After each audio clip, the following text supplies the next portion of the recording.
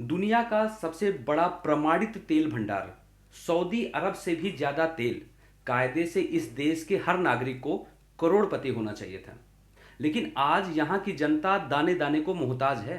यह कहानी है वेनेजुएला की, एक ऐसा देश जो तेल के खेल में ऐसा फंसा कि बर्बाद हो गया। और अब जनवरी 2026 में एक ऐसी घटना घटी है जिसने पूरी दुनिया को हिलाकर रख दिया है। अमेरिकी सेना ने वेनेजुएला में घुसकर राष्ट्रपति निकोलस मादुरो को हटा दिया है। क्या यह वेनेजुएला के लिए आज़ादी है, आज़ादी की एक सुबह है, या एक भयानक गृह युद्ध की शुरुआत?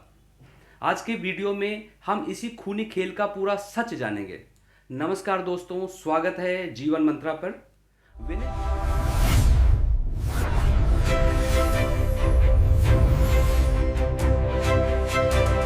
वेनेजुएला की वर्तमान स्थिति को समझना थोड़ा जटिल है।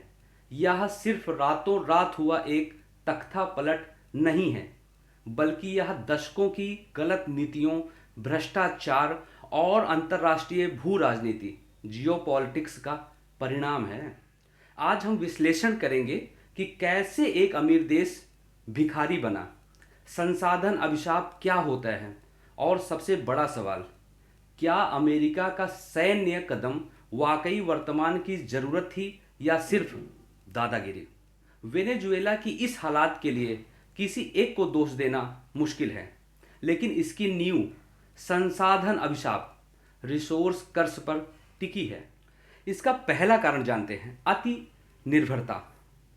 वेनेजुएला ने अपनी अर्थव्यवस्था के सारे अंडे एक ही टोकरी में रख दिए थे। देश की 95% विदेशी कमाई सिर्फ तेल से आती थी। जब तक तेल के दाम $100 प्रति बैरल थे तब तक सब ठीक था, लेकिन जैसे ही दाम गिरे देश बिखर गया। उन्होंने खेती और फैक्ट्रीज पर भी ध्यान नहीं दिया था, जिसे अर्थशास्त्र में डच डिजीज कहते हैं। इसका दूसरा कारण है कुप्रबंधन और भ्रष्टाचार। उनकी सरकारी तेल कंपनियां PDVSA दुनिया की बेस्ट कंपनियों में से एक थी, लेकिन सरकार ने काबिल इंजीनियर्स को हटाकर अपने वफादार नेताओं को वहां भर दिया, जिन्हें तेल का कोई ज्ञान नहीं था। तेल से आया पैसा कंपनी की मरम्मत में लगाने की बजाय लोक लुभावन योजनाओं में उड़ा दिया गया। नतीजा, उत्पादन ठप हो गया। जब देश अंदर से खोखला हो चुका था, तब अमेरिकी प्रतिबंधों ने स्थितियों को और बदतर बना दिया। वेनेजुएला अपने तेल बेच नहीं पा रहा था और महंगाई आसमान छू रही थी। राष्ट्रपति मादुरो ने सत्ता बचाने के लिए हर हथकंडा अपनाया, यहां तक कि पड़ोसी देश गुयाना के तेल समृद्ध इलाकों पर भी दावा ठोक दिया ताकि जनता का ध्यान भटका सके। लेकिन 2026 आते आते स्थिति नियंत्रण से बाहर हो गई। अमेरिका ने तर्क दिया कि वेनेजुएला वे एक देश नहीं, बल्कि ड्रग कार्टेल और अपराधियों का अड्डा यानी नार्को स्टेट बन चुका है, जो पूरे क्षेत्र के लिए खतरा है। और इसी आधार पर एक बड़ा सैन्य जुआ खेला गया। अब आते हैं आज के सबसे ज्वलंत प्रश्न पर, क्या अमेरिका की यह कार्यवाही वर्तमान की जरूरत थी? इस पर दुनिया दो हिस्सों में बटी है। जो लोग इसका समर्थन करते हैं उनका कहना है कि कोई दूसरा रास्ता नहीं था, मादुरो चुनावी धांधली करके सत्ता नहीं छोड़ रहे थे, लोकतांत्रिक रास्ते बंद हो चुके थे। और दूसरा बताते हैं कि मानवीय संकट, जनता भूखी मर रही थी, इसी रोकने के लिए कड़ी दवा जरूरी थी। और तीसरा जो सबसे महत्वपूर्ण है, सुरक्षा खतरा।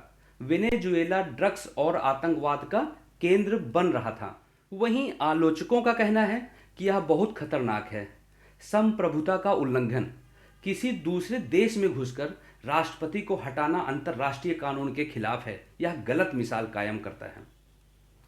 दूसरा है अराजकता का डर। इतिहास गवाह है, इराक हो या लीबिया, तानाशाह को हटाने के बाद जो खालीपन आता है वह अक्सर गृह युद्ध लाता है। अगर वेनेजुएला में गुटबाजी शुरू हुई तो स्थिति और भयानक होगी। मेरी राय में वेनेजुएला तेल के खेल में इसलिए फंसा क्योंकि उन्हें भविष्य की बचत के बजाय आज के खर्च और भ्रष्टाचार को चुना। जहां तक अमेरिकी कार्रवाई का सवाल है, यह एक बहुत बड़ा जुआ है।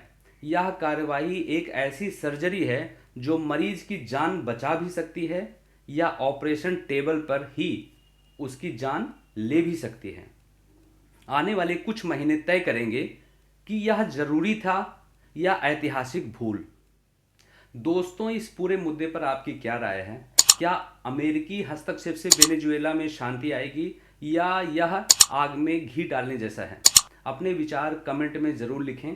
अगर आपको यह विश्लेषण पसंद आया तो वीडियो को लाइक करें और ऐसे ही जियोपॉलिटिकल चर्चाओं के लिए चैनल को सब्सक्राइब करना ना भूलें। मिलते हैं अगले वीडियो में। धन्यवाद।